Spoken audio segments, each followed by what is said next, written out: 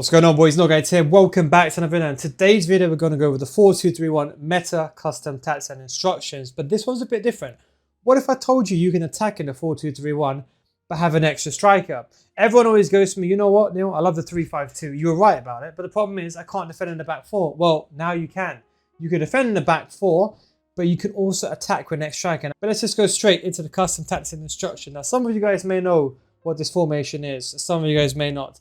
The defense style, we're going to leave it on balance. Guys, this is important for this one. Leave it on balance. You don't want to be caught out of possession because someone's going to make the extra strike. I'll explain that in a second. The width now, we've put this to 40. There's a couple of reasons why. The first reason is that with team of the season, you want to be kind of marking the middle area, especially with a heading cross meta, unfortunately, that's around. But when this happens, you don't want to create a massive gap going forward. So you want to compress this area when you do have that gap. I'll explain that as well later on how you get that extra striker in as well. Now, the depth, what we've done here is that we've put the depth to 35. Now, people are going to say this is defensive. It's not, okay? If you're on new gen, you may prefer up to 65. I'd recommend 60 on new gen. The reason why is you want to have the depth just high enough where you're sitting back, defending the box, but you're defending the cutback, and also your CDMs are in front where you're defending the long shots. You don't want your CDMs to be too far forward and your opponent going in between those lines. So 35 depth, and you've probably seen this a lot more even on the actual pro scene. It's because it's a good proportionate balance. It does very well. It's not very, very defensive as people think. Most people will say it is, but the truth is the average player don't know the difference between 35 depth and 60 depth. That's just the truth. If you're a new gen, do turn this up. Now, for this one, it has to be 2. Or you can only use 2.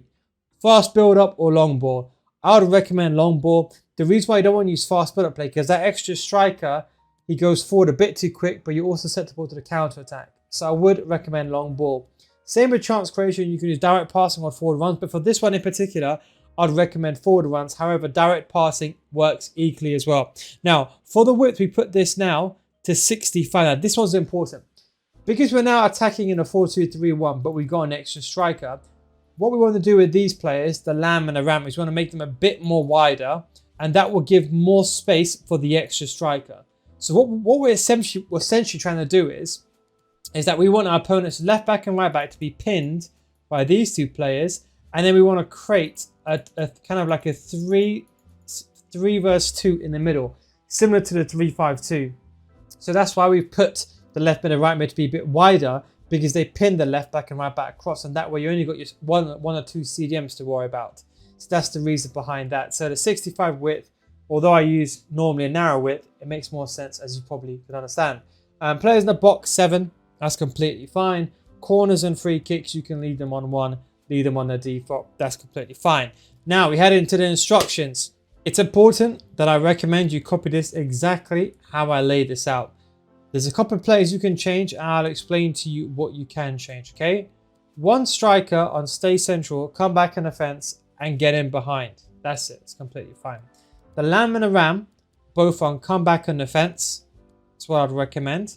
Now, for the central cam, you can put him on stay forward, okay? If you want to be a bit more defensive and you find this is to be too attacking, you can always put this on come back on defense.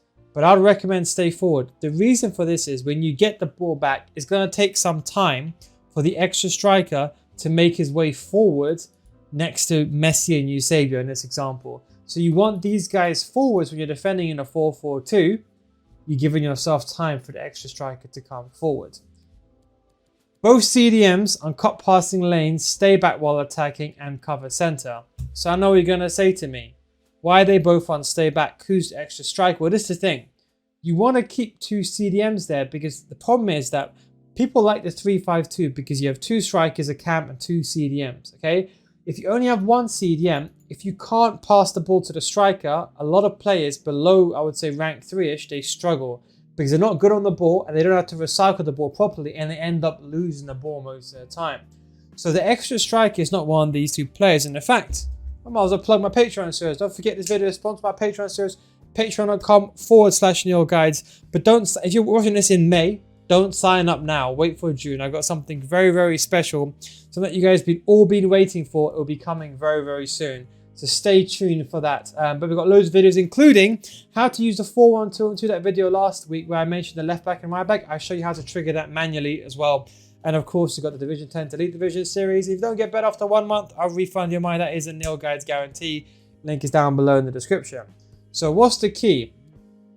That's the key. One of the players in the defensive line moves forward. Now, you have to understand, this has been thought since FIFA 20, okay? So it's always worked every single year, but it's kind of like the 3-5-2, okay? It just will take a pro player to adopt it for everyone else to follow. That's all it will be, okay? So I'm going to tell you this now. If you don't trust it, then don't use it, okay? Don't use it. But I'm telling you, this is the future. Now, the reason why is you can control this yourself. If you use the D-pad tactic and you press up, and you have the D-pad and you press the extra striker option, it changes the game. Now, what happens is that the extra striker, he ends up going forward and he stays as a striker. If you put one of the centre mids on get forward, for example, they don't. They just go forward and then they come back to the CDM position. You want someone to stay with your striker, so that is what the player is doing. And that is why you want someone like Cancelo in this position, okay? This is very, very important. You can use anyone there. I used to use Ferland Mendy, and you can go back to the 2020 video where I used the gameplay of it. I used Ferland Mendy with a 5-star, the Foot Birthday one, or whatever it's called. Not Foot Birthday, you know the one which was white with the colourful one. I forgot that promo is called. But whatever one that was, the Footies, I think. So, you want a player here that can shoot. I have Cancelo, who starts on full chemistry, and he gets plus 15 finishing. So let me just show you this, okay? So I'm just going to back out of this 1 second. Have a look over here, Cancelo. You can see he's got a finisher on him. And as you can see, when I put finisher on him, he's got basically almost close to 99. Basically, close to, I think it's 96 or 95, should I say, finishing. Hang on, is that maths correct? 95, yes. It's still very, very high because he's a very, very good player. Now, the second thing what's also important is try to find someone who's got a high attacking work rate. Medium gets the job done, but I'm telling you, they move quicker up the pitch. You want someone ideally with high attacking work rates. That's all you want to concentrate on is that high. If you got someone high, even better. They'll work up and down equally the same. So how it works is when you go inside the game, you play your 4-2-3-1 normally. Your opponent's not going to know what's going on. But then what you do is when you're ready, you use extra striker function. So you press up on the D-pad, and I believe it's down or up. So I think it's up. John, let me just double check this because you know sometimes even I make mistakes, and I just want to make sure that I don't tell you the wrong button to use because I think everyone always. So I think, hang on, let me just double check this. So extra striker instruction. So yes, sorry, I apologize. It's up on the D-pad and then down. So what this will do basically, this will send one of the players going forward. But because we left both of these CDMs on stay back while attacking, cut passing lanes, cover center, the game won't force them forwards. Do you see that? So do you understand why at some point you don't change the tactics now? Because you leave this guy unbalanced, then the whole thing just messes up.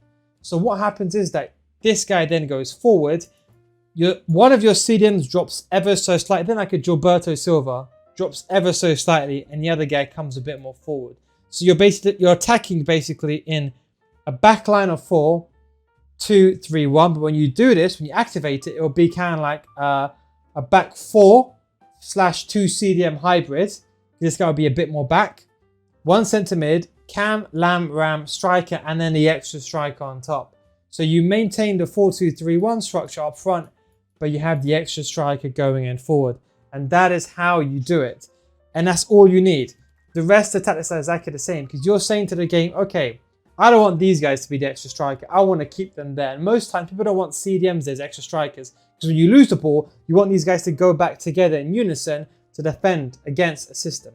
And the reason why this is so effective is because people always say to me, you know what, Neil, the 3-5-2 is such a good formation. But the problem is I just cannot defend in a back three.